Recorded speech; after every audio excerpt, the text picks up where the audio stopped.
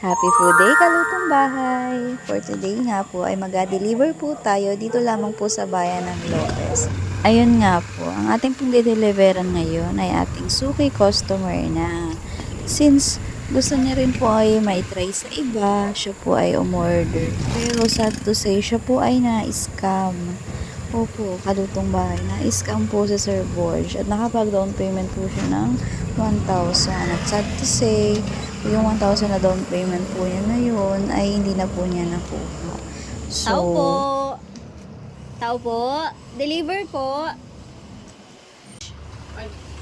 So, ayun nga, nag-chat po siya sa akin na siya nga daw ba gano'n na nangyari. Then, nagpa-place order agad siya para maihabol ang order natin. Napa-surprise sa kanyang nanay. So, ito na nga po. At, dinideliver na po natin ang order ni Sir sa kanyang mahal na nanay. Birthday po ito ni ma'am. At, talaga namang pong na-surprise siya sa padala na ito ni Sir. Mahal talaga ako. Naibigay na nga po natin ang freebies ni ma'am at siya po ay may maikling mensahe para sa ating Ay, nagpapasalamat na lang ako. Ganun. Salamat anak at naalaala na naman ang birthday ni nanay.